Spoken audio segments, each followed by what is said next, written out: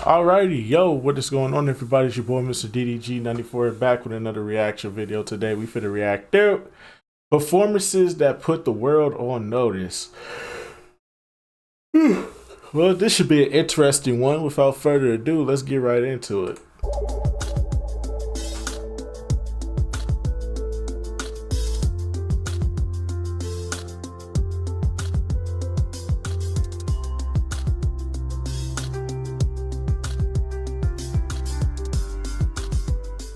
This video is a continuation of a series where I recommend games that you should watch in their fullness. If you're a basketball superfan like me, then you don't just watch highlights from iconic moments, but rather you make your popcorn and you get on your comfy couch and watch full-length NBA games from years past, as if they're classic movies. In this series, I'm recommending games that are well known and that young NBA fans should watch. But I'm also suggesting games that are lesser known that have somehow slipped through the cracks of the mainstream memory. As always, I'll be providing links to these games in the pinned comment, so that all you'll have to do is click and you're immediately off to viewing. As always, let me know your suggestions in the comment section below. Now without further ado, let's get into it. First off is the Los Angeles Lakers versus the San Diego Clippers on the opening night of the 1979 to 1980 regular season. This game is most famous for one particular reason. It was the rookie debut game of the greatest point guard in NBA history, Magic Johnson. But there was a lot more to this game than just that. Not only did Magic have a great offensive performance himself, but he was also going up against the star World B. Free. And he gave Magic his first welcome to the NBA moment, as World B. Free dropped nearly 50 points in this contest. Damn. And he's a guy who usually flies under the radar and often isn't known by younger NBA fans. So this would definitely be a good game to check out if you want to acquaint yourself with him. This game went down to the wire, and Magic Johnson and Kareem Abdul-Jabbar did their thing, and it had an absolutely thrilling finish. This was also the very first chapter of the Los Angeles Lakers Showtime dynasty, whose greatness basically defined the 1980s. So from a historical perspective, this regular season game is especially significant. Woo! On your head top. Next is the New York Knicks versus the Detroit Pistons in the first round of the 1984 NBA playoffs.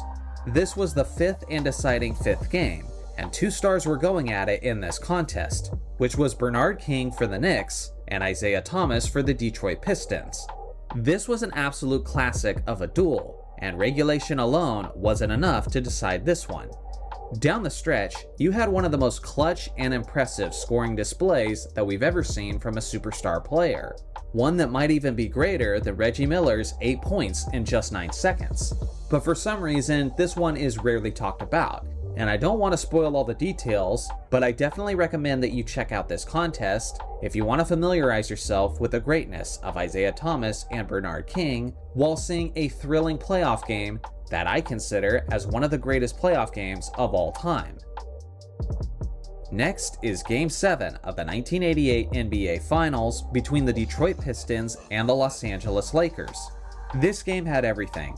You had tremendous star power from guys like Magic Johnson, Kareem Abdul-Jabbar, and James Worthy. And then on the Detroit side, you had Isiah Thomas, Joe Dumars, Bill Laimbeer, and Dennis Rodman. This series was extremely competitive throughout, and this one also went down to the final minute. It's very significant from a basketball history perspective, because it's quite possibly the most controversial basketball ending of all time, especially on the final possession. With that being said, the reason I really want you guys to check this one out is because of the greatness of big game James Worthy. Before Kobe Bryant, James Worthy was my favorite player when I was a child. I loved the way he sprinted up and down the court. I loved his Statue of Liberty dunk. I loved the way he rocked the goggles. I loved everything about this guy. And he's usually the least appreciated player from the Showtime Lakers dynasty.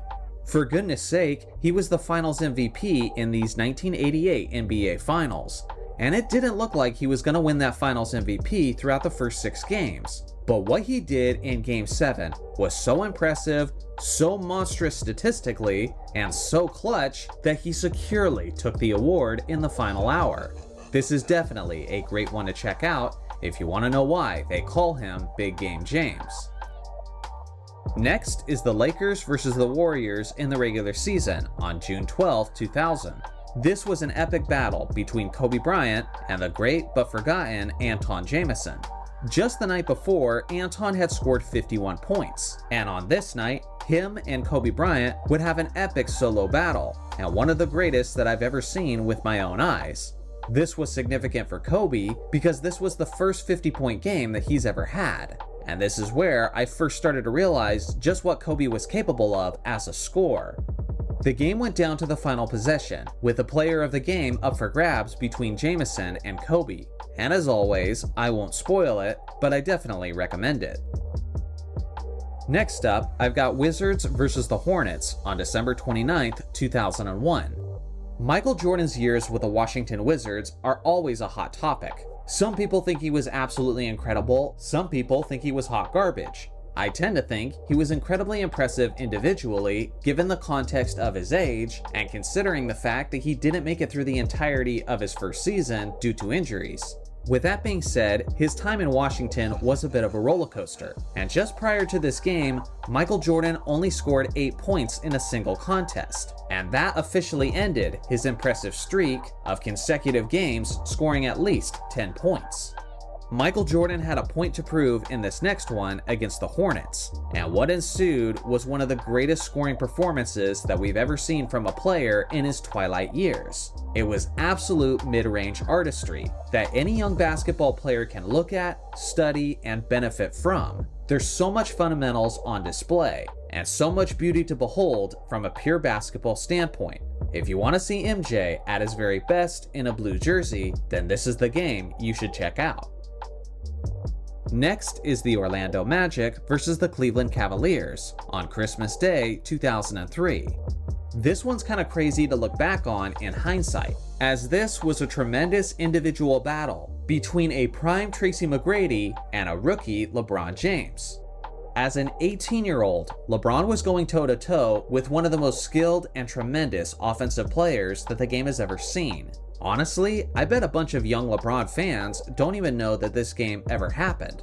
But it was tremendously significant to me because 1, we didn't get to enjoy Tracy McGrady as long as we deserved simply because of his injuries. And on the other hand, it was a great peek into just how good LeBron James was going to become. Because the fact that he was going toe-to-toe with arguably the best player in the game at that point is something truly stunning. Definitely check this one out if you're the type of fan who really enjoys two-star players going at it. I just enjoyed Chase McGrady. Then we have the Golden State Warriors versus the New York Knicks on February 27th. I watched this one live. Steph was going off. It's crazy how the Warriors lost this, though. Steph went off. Steph was going crazy, but they still ended up losing this game, which is, yeah, this is when Steph Curry became Steph Curry. 2013.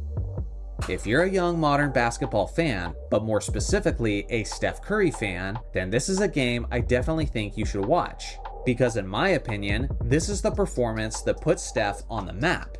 Up to this point, Steph had never scored at least 40 points in a single contest, and in this one, he scored well over 50. It was a jaw-dropping scoring explosion. But it's also fun to look back at that point in history and listen to the commentators and analysts as they have no idea how NBA basketball is about to change, all because of this one guy having a thrilling performance. For example, they say at one point during the broadcast that he'll never be as good of a shooter as his dad, which is incredibly comical knowing what we know now. It was this performance in Madison Square Garden where we should have known that this guy was going to be one of the greatest players to ever live. It still took some time for us all to realize it, but I'm telling you, the greatness was on display in this contest, and I definitely think you should go back and appreciate it if you've never seen it. So what do you guys think? What is an NBA game that you would recommend the rest of us watching? I look forward to hearing your thoughts in the comments section below. Thanks for watching as always, make sure to like and subscribe for more basketball content, and I'll see you guys in the next video. Alrighty, man. That's just gonna about do it for this one, man. Most definitely. The Steph Curry game, I highly recommend. I highly recommend the Steph Curry game. That's probably the best one on this entire list is that Steph Curry game because that's what Steph became Steph. Even though the Warriors lost, that game was Steph. That was 2 years before he won the MVP. So yeah, that was Steph. That was us getting a preview of what we was gonna get going forward. Most definitely. But anyway, so that's just gonna about do it for this one. I'll see y'all in the next video. Till then, peace out.